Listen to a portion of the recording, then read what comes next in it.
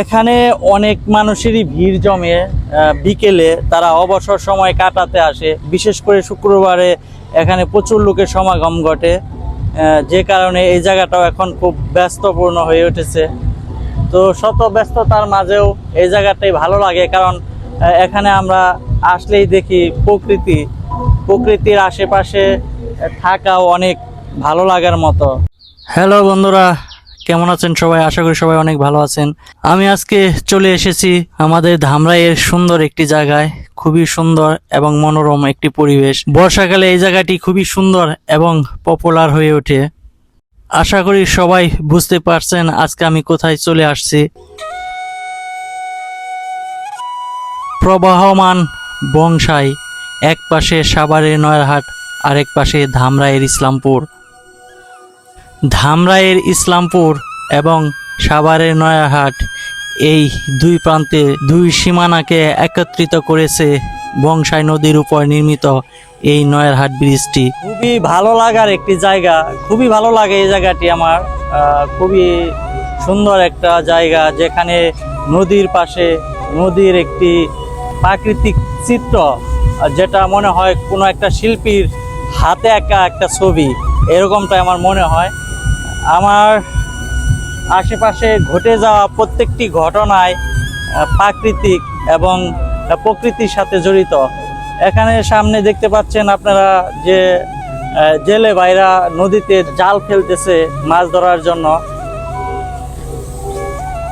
বংশাই নদীর পশ্চিম পাশে অর্থাৎ ইসলামপুরের এই পাশে নদীর পাশ দিয়ে এই ওয়াকিং রুটটি আগে ছিল না। এই ওয়াকিং রুটটি দারুণ একটা সৌন্দর্য এনে দিয়েছে এই বংশাই নদীকে, যেখানে মাথার উপর সবুজ পাতার বটগাছ এবং কৃষ্ণচূড়া গাছের সমারোহে এই ওয়াকিং রুটটাকে আরো সৌন্দর্য বর্ধিত করেছে। যেখানে নদী কিন্তু প্রকৃতির একটি দারুণ অংশ, যেটা খুবই আমাদের দেশ না, পুরা পৃথিবীর প্রত্যেকটা দেশকে অনেক সুন্দর করেছে এবং ব্যস্ততম একটি নগরী হিসাবে গড়ে তুলেছে। আধুনিক সমাজে হয়তোবা গাড়ি ঘোড়া অনেক চাপ, গাড়ি ঘোড়ার জন্য যাতায়াত ব্যবস্থা সুপরিচিত, কিন্তু প্রাচীনকালে যাতায়াতের একমাত্র মাধ্যম ছিল এই নদীপথ। এই নদীপথেই সমস্ত যান মাল এবং কি মানুষের একমাত্র সহজতম যোগাযোগ ব্যবস্থা ছিল এই নদী। আমার পাশেই এটা হচ্ছে বিখ্যাত সেই বংশাই নদী, যে নদীটি প্রাচীনকাল থেকেই প্রবাহমান এবং অনেক বড় ছিল। আস্তে আস্তে এই নদীটি ক্ষীণ হয়ে যাচ্ছে। আর সবচেয়ে বড় কথা, শহরের বা নগরের পাশ দিয়ে যদি নদী যায়, সেই নদীকে যদি এভাবে ওয়াকিং রুট দিয়ে সাজানো হয়, তাহলে সেটা আরও বেশি সৌন্দর্য পায়।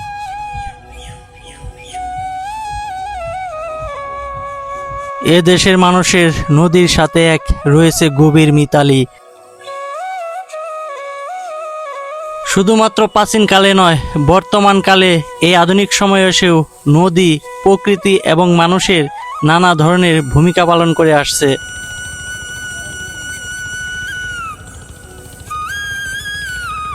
নদী ছাড়া আমরা প্রকৃতির আসল রূপ কল্পনা করতে পারি না।